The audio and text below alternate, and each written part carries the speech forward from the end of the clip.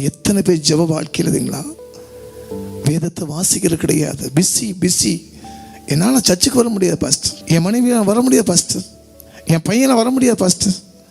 நாங்களும் busy schedule. அந்த பிஸியை உண்டாக்குனது யார்? அந்த காரியங்களை வாக்கினது யார்? தேவன் ஆக்கவும் முடியும், அழிக்க முடியும். பிரபுக்களை தள்ளி பிரபுக்களை உட்கார வைக்க முடியும். ஆதியிலிருந்து அன்பனை விட்டு விட்டாய், ஆலயத்துக்கு வரமாட்டீங்க, வேதத்தை படிக்க மாட்டீங்க, இப்படியே ஜெபம் விட்டுறீங்க.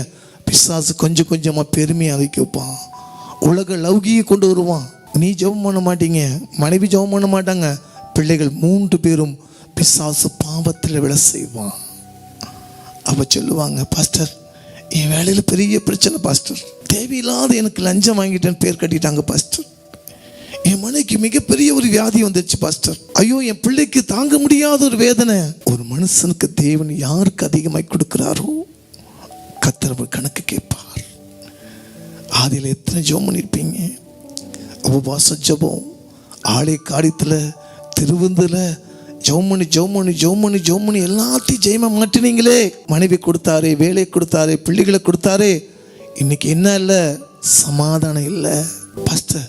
சம்பாதிக்க அத்தனையும் வியாதிக்கு போகுது பாஸ்டர், சம்பாதிக்க அத்தனை கடன் ஆகுது. நீ படிச்சு முடிச்சுன்னா கர்த்தர் ஒரு பெரிய அதிகாரி உனக்கு கொடுத்தாரு. இந்த பரிசுத்த வேதாகமத்தை நான் மறந்தேன், நான் உன்னையும் பிள்ளைகளும் கை விட்டு விடுவேன். ஒரு மனுஷன் ஜெயிக்கணும்னா அவன் ஜெப வாழ்க்கை ஜெபிக்கணும். மூளை செய்யாதது முழங்கால் செய்யணும். ஜெபம் இல்லாத வாழ்க்கை அது கூரை இல்லாத வீடாக மாற்றிவிடும். தேசத்துக்காக, நீங்க போற சபைக்காக, ஊழியக்காரனுக்காக, உங்களை தாங்குகிறாங்களே உங்க தாய் தகப்பனுக்காக ஜெபம் பண்ணும் போது தான் உன் வாழ்க்கை ஜெயமாய் மாறும்.